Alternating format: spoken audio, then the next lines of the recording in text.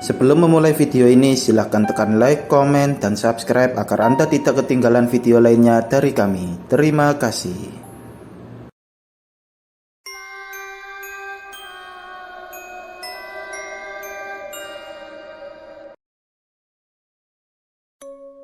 Surabaya. Banyak cerita dan pengalaman menarik saat berkunjung ke Surabaya. Salah satu kota metropolitan di Indonesia ini memiliki beragam tempat yang menarik untuk disinggahi, mulai dari tempat bersejarah, kuliner, religi, hingga tempat angker dapat ditemui di kota pahlawan ini. Namun, butuh nyali besar untuk dapat mengunjungi tempat angker. Pengunjung dapat menikmati sensasi bangunan tua tak berpenghuni, hingga lokasi bersejarah lain di Surabaya yang juga dikenal angker. Berikut tempat angker di Surabaya yang dihimpun dari berbagai sumber.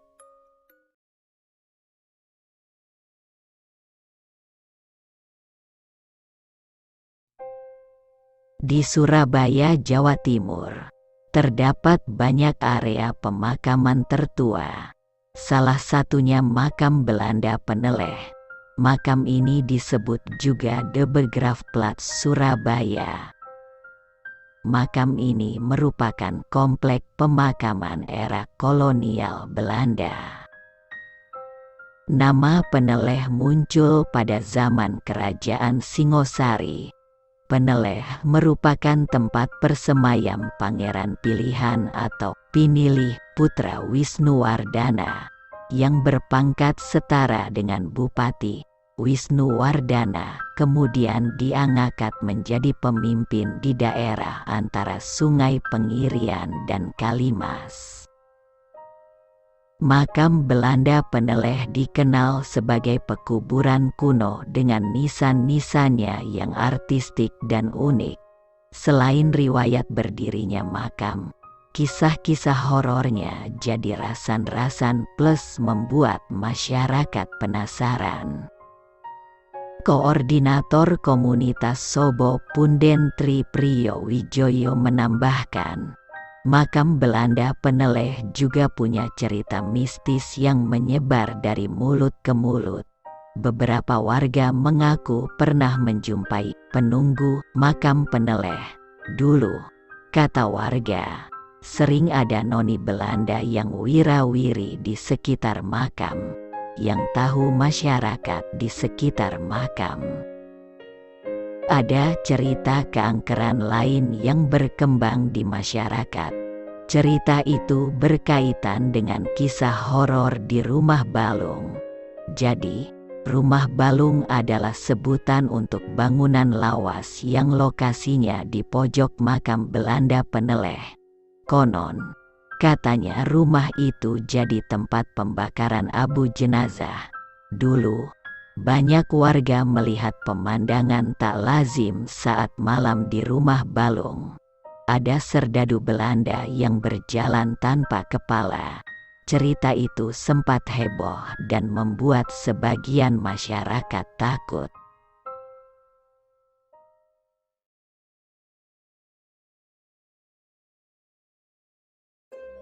Kota Surabaya memiliki banyak bangunan peninggalan zaman Belanda. Salah satunya pintu air Jagir yang terletak di Jalan Jagir, Wonokromo, Surabaya, yang juga menyimpan cerita mistis. Bangunan tinggi yang berdiri kokoh ini memiliki fungsi untuk mengatur debit air dan mengantisipasi banjir. Bangunan ini juga sudah ditetapkan sebagai cagar budaya oleh pemerintah kota Surabaya. Memasuki pagar ke arah pintu air, terdapat sebuah hiasan dinding dari kayu yang menempel di tembok.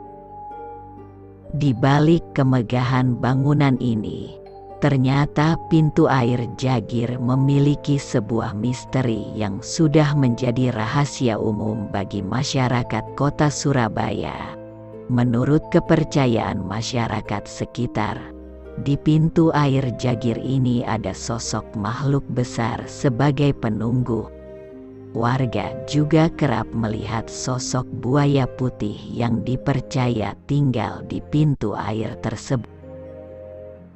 Salah satu penjual alat pancing yang sehari-harinya berjualan di sekitar lokasi bernama Suparno mengungkapkan bahwa ia pernah mendapatkan cerita langsung dari seseorang yang tengah melakukan perbaikan lampu di pintu air tersebut. Di pintu air Jagir ini, sering kali lampu penerangan untuk bangunan tersebut mati.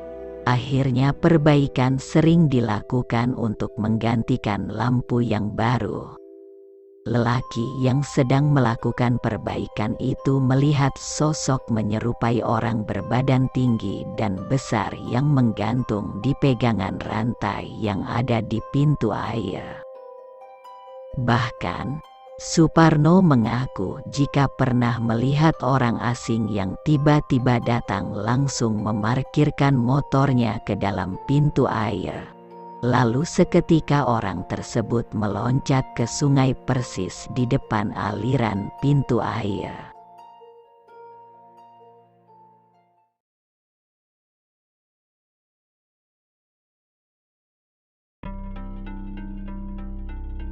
Penjara bawah tanah yang sudah dibangun sejak kurang lebih 200 tahun yang lalu. Banyak cerita yang terukir di balik dinding penjara bawah tanah ini. Pejuang kemerdekaan Indonesia pernah merasakan kejamnya penjara Kalisosok di Surabaya, terutama di masa 1940 hingga 1943 saat masa pendudukan Jepang. Mulai dari Soekarno, W.R. Supratman, Kiai Haji Mas Mansur, hingga Cak Durasim sempat menempati penjara ini. Orang-orang yang masuk penjara ini kebanyakan mereka yang dianggap mengancam atau memprovokasi masyarakat agar semakin benci penjajah. Konon, penjara ini tidak hanya digunakan untuk mengurung, melainkan juga menyiksa para tahanan. Meski kapasitasnya hanya 20 orang, kala itu satu ruangan dipaksa agar mampu ditempati 90 orang. Tempatnya yang sempit, gelap, dan pengap membuat suasana penjara ini semakin seram. Berdasarkan cerita masyarakat sekitar, banyak orang sering mendengar teriakan dari penjara ini.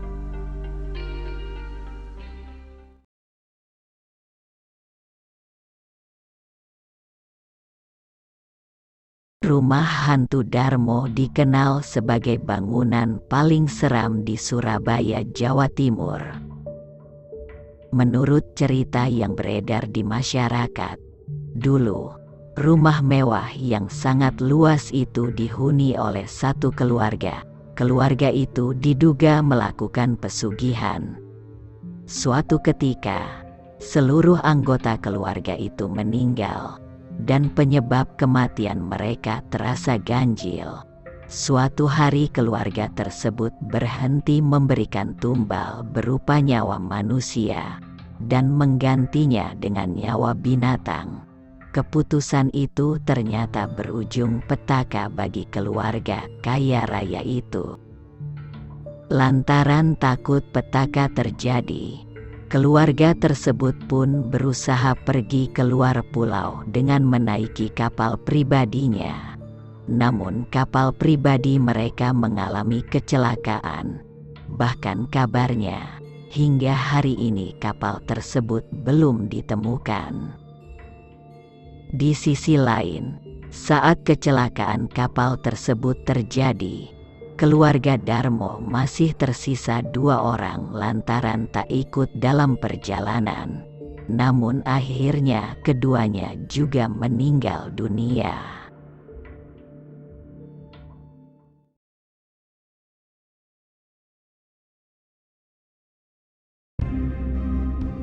Jembatan Merah di Surabaya, yang hingga kini sering disebut menjadi tempat penampakan sosok makhluk halus. Tak sedikit pula orang yang mengaku melihat penampakan hantu di Jembatan Merah. Terlepas dari kisah berdarah tewasnya AWS Malabi pada masa penjajahan Belanda dulu, suasana di Jembatan Merah sebenarnya bisa untuk merasakan suasana kolonial. Namun sayangnya, tempat yang dulu menjadi medan pertempuran antara Belanda dan pribumi itu sering membuat orang ketakutan. Cerita hantu yang tidak memiliki sebagian badannya juga menyebar. Tak hanya itu, banyak orang yang mengaku kerap mencium bau anyir darah yang tak diketahui berasal dari mana. Bahkan, pengendara yang melewati Jembatan Merah ini pun kerap mendengar suara minta tolong.